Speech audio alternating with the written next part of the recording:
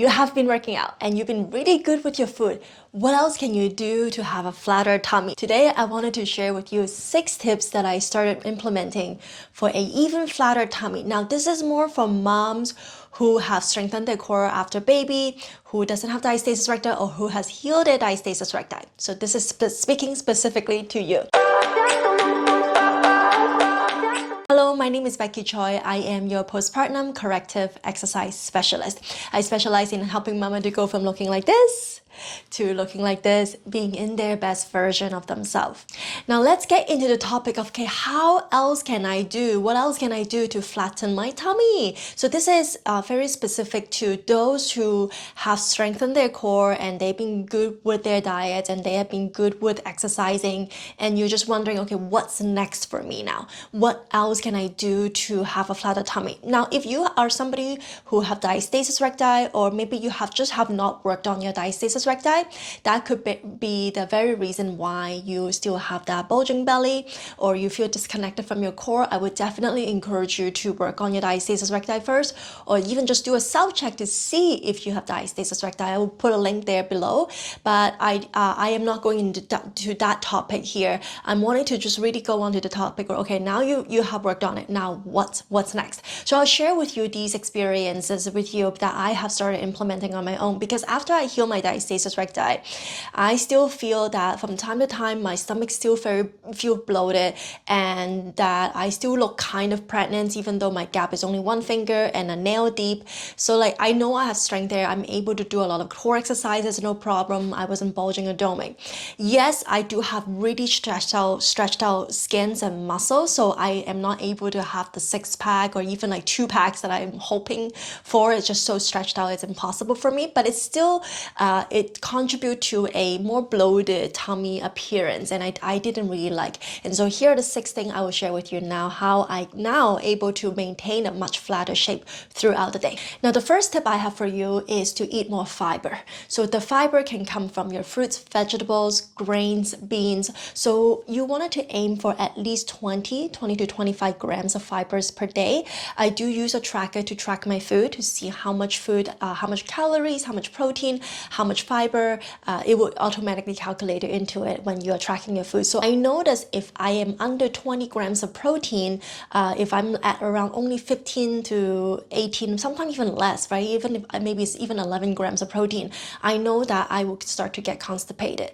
And when I have constipated, I am not going on to do a bowel movement on a daily basis every day, or like I'm having a hard time pushing the stool out. I know, I'm sorry, a little bit TMI here, but like if I am not going on a regular basis and have good stool, I will have backup bloating, and the backup bloating very easily contribute to a bloated tummy, and something that is so hard for me to manage despite having a stronger core now.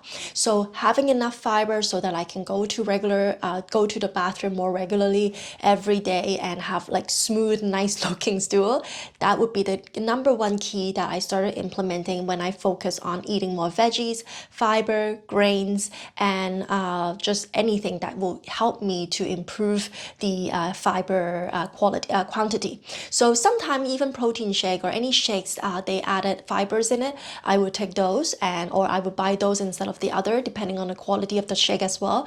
And so that will help me to increase the grams of the fiber. So aim for 20 to 25 grams for a woman like you. Now, the second tip I incorporated is incorporate coffee a day. So I never really used to drink coffee before, and when I started drinking coffee, it was actually nighttime, because I was trying to grow my business at that time and like starting to like really put in a lot of effort into my business. If I was taking care of the baby, I was also working out, I was also doing some other stuff. So I was always really tired by the end of the day, but the end of the day is where I actually have all the time to myself, because the kids are finally sleeping. At least I have a couple of hours before the baby gets up. So I actually started drinking caffeine at nighttime. When I switched to drinking coffee in the morning time with my breakfast, not first thing in the morning, and I don't suggest you to drink it on an empty stomach. I would suggest you to drink a big glass of water, warm water in the morning, first thing in the morning. But then when you're eating your breakfast, then you can drink a glass of coffee. And the coffee has caffeine in it. The caffeine helps you to have to push the stool out, so that it acts as a lubricant to help you to push the stool out. So very often when I have my coffee with my breakfast, an hour later I would go to the bathroom. So again, this helped me to clean my stool, everything is cleaned out from my system, so that I don't have that lower abdomen bloating, and because it can easily be created by fermented stool sitting in your colon.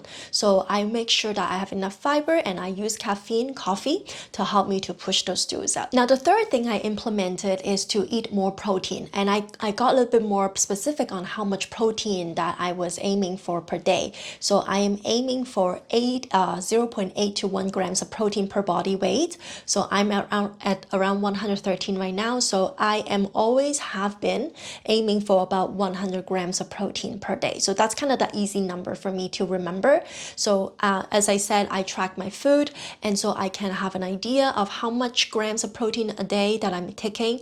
Even though now, right now at this moment, I'm not really tracking that much, but I have an idea because of the experience that I've learned from my own journey. So I know how much protein each chicken or each fish or shrimps that I'm eating has in them. And just an easy principle for you to remember too is just to incorporate more protein into your breakfast, lunch, and dinner. 2 eggs is not enough. You wanted to have 2 eggs plus 1/3 cups of egg white, and then maybe sausage or bacon, less sodium, less fat, and then maybe yogurt. So that's a good 30 to 35 grams of protein in your meal. So if you think about it, 35 grams times 3, it's about 100, right? So maybe lunchtime, I will have shrimps, and shrimps, depending on how many, I think 10, and then plus something else of protein, then it will easily get you to about 30 grams of protein. And then later on, depending on how much calories I'm intaking for that period, then maybe I would have protein shake with lots of fruits and veggies, so then I can have more fibers in it, and then have enough protein as well, or maybe just a regular dinner depending on your calories. So I am always aiming for enough protein so that my muscles is constantly using these amino acid and building block for it to continuously to maintain my muscles, because muscle is where we need a wall to hold on to all the organs and bloating and abdominal not have abdominal fat, because muscles burn fat. So like I'm having that muscles on my abdomen. So protein is really a game changer once I incorporate more into them. It really helps me with not just my belly, but overall my body, how the way my body looks and tone and shape up. So incorporate more protein into your lifestyle. Now the fourth tip I have for you is to lose more body fat. So I was at 123 pounds last fall, and I know I was okay. I mean, I didn't complain too much at 123, but I knew I could do better. I always wanted to see what if I go back to a weight that I haven't gone for a long time, which is around 110 to 113, which is where I am at now. And so that was the last 12 pounds that I wanted to lose, and I just wanted to lose it. It was more like a vanity thing. Vanity for me, it's like having that much flatter tummy. So I went on tracking my calories and incorporate protein, fiber that I just told you. And that's why it was really helpful learning experience for me to look at the food that I'm eating, what I'm eating, how much are in it, and how much vitamins and nutrients, micronutrients are in the food. Because nowadays the apps are so helpful to help you to track, breaking down on all the nutrients that you're consuming, like magnesium, calcium, like those are the things that you need, especially for women, right? So iron as well. And then so that I know how much I've been taking. And then so for me, I wanted to lose body fat. So I lost my last 12 pounds, and definitely that was really, really big difference for me. I can see that a lot of them it's taking off from my belly. It's very obvious in my photo.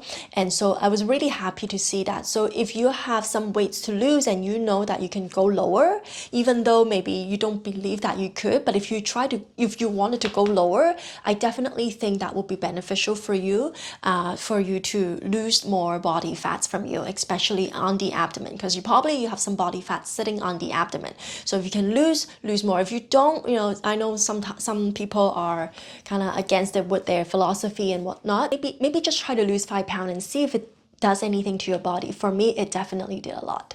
Now, the sixth and final tips I have for you is to do more heavyweight strength training. And I'm not talking about like just like 7 pound dumbbells. I'm talking about much heavier weight. So doing barbells, doing deadlift in the gym with the heavy barbell, right? 40, 50, maybe up to 80 pounds, whatever you can do, right? But it would be so much more beneficial for your muscles to be hypertrophy, so that like the muscles will break down and bring in more muscles and building up. You won't look bulky. Like, you look at me, like I'm not bulky at all. Like, I don't really, if you're looking at me, I'm just kind of skinny, right, in that sense. So but I wanted to just maintain my muscle. This is how I wanted to look. But with heavy lifting, you really have to use your core, and when you're using your core, you're actually working on your core muscles at the same time. So it works very well in terms of toning your whole body, but also using your core muscle. So your core is constantly doing the work for you. If you're just going to do a run or cardios or HIIT workout, you might not be using your core as much, because when you lift heavy weights, your core just have to work that much harder for you to lift that heavy weight. So heavy weightlifting was really a big deal for me when I started incorporating a few years ago, and I can see that changes. I would have to say though, the tips before these one are, I would say, has a bigger, more immediate effect than the one with the heavy weightlifting. Because heavy weightlifting, you do have to maintain it, and you do have to, you do have to make time for you to commit to these workouts, right? But having fiber, having caffeine, having more protein. Oh, I missed one. I'll get to it. But yeah, having all of these are easy to incorporate into your diet. Now, the last tip, and this is the one I just missed, is belly wrapping. So belly wrapping is something that I always talk about in a lot of my videos.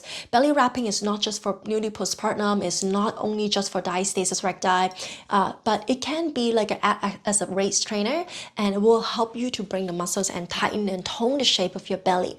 So belly wrapping, so helpful, especially when I have like TV interviews, or like when I'm going on somewhere on a stage and I need to speak, need to see a lot of people. I always actually belly wrap myself and go to sleep, and the next day I wake up and my weight looks a lot slimmer. So I really like that's a trick for you, and it always works. So having I use bellies. I will link a link down below. You can take a look at that. It's a postpartum belly wrap, but I still use it. Such a good value. I've been using it for you can think about it, right after birth until now. It's about 5 years now. Now, the bonus tip I wanted to say here is to improve your gut health. Now, I won't go into too deep details into this one, because this would be a very long video then, but I do have a video that I talk about gut health and inflammations right here, so take a look at that. Our body went through a tremendous change from pregnancy to postpartum, giving birth, labor, so our gut is quite different from before baby. Some of the food that you used to eat before baby will react differently now, so that's why taking care of your gut health,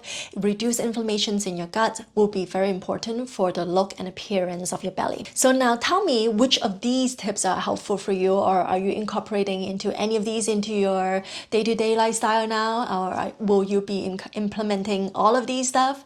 So let me know in the comment below if you find this channel helpful. Subscribe to that channel, and yeah, as always, thank you so much for being here. I really appreciate you watching this. Thank you so much. Talk to you later. Bye bye.